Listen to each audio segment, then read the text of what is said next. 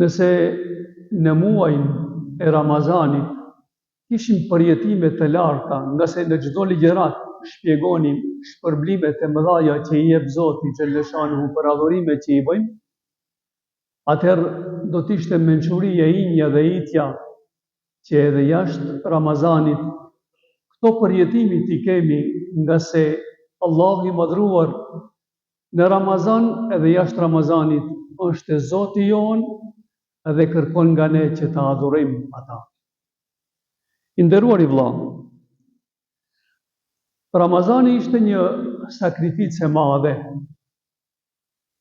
U munduam maksimalisht të japim kontributin për hir të Allahut xhaleshanuhu. Faleshim bashkarisht, u larguam nga ushqimit,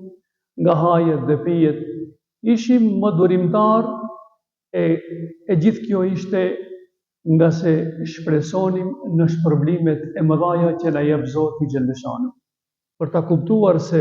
sa është e bujar Zoti xhaleshanuhu, do të paraqesim përpara jush një rast se një punëtor i shkret dilte çdo ditë në mëngjes për të kërkuar punë. Një ditë për ditëve, rastisi që të jetë përballë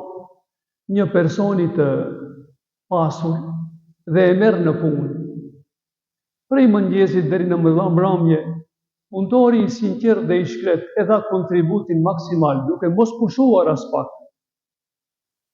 duke qëndruar mbi diell të nxehet, duke i dalur djersët, vetëm e vetëm që të jetë i sinqert dhe i përkushtuar në punën që e ka marrë ki pasanik. E bëri një muaj dhe në fund pronari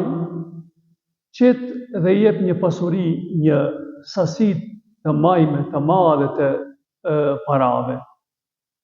E punëtori kur i sheh parat në dorën e tij, thot: i nderuari pronar, kur u mora vesh në fillim, u mora vesh që pagesa të jetë më e vogël se sa që më ke dhënë mua tash. E pronari i thot: po, është e vërtet, por kur pash sinqeritetin tënd në punë, kur e pash përkushtimin e madh që e bëjshe, dhe e bëjshe punën me nderin më të madh, atëherë edhe unë e vendosa që ti të të shpërblej me një shumë më të madhe se sa që u dakorduam në fillim. Punëtori i sinqert dhe i shkret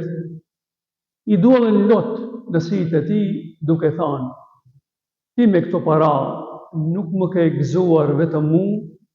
por i ke gëzuar dhe antarët e familjes që mezi presin që të çoj një kaçit bukë për të mbijetuar. I nderuar i vëlla, ky rast neve na tregon për bujarinë e këtij gazde, për shpërblimin e madh që i ka dhënë këtij gazda, punëtorit të sinqert. Nëse ky gazd, ky pronar, është paraqitur me punëtorin e tij, me këtë bujari të madhe, atëherë çfarë mendon i nderuar i vëlla për Zotin xhaleshanuhu,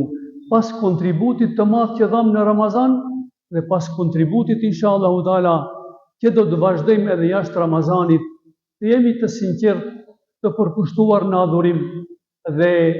që do t'i krijojmë adhurimet me sinqeritetin më të madh.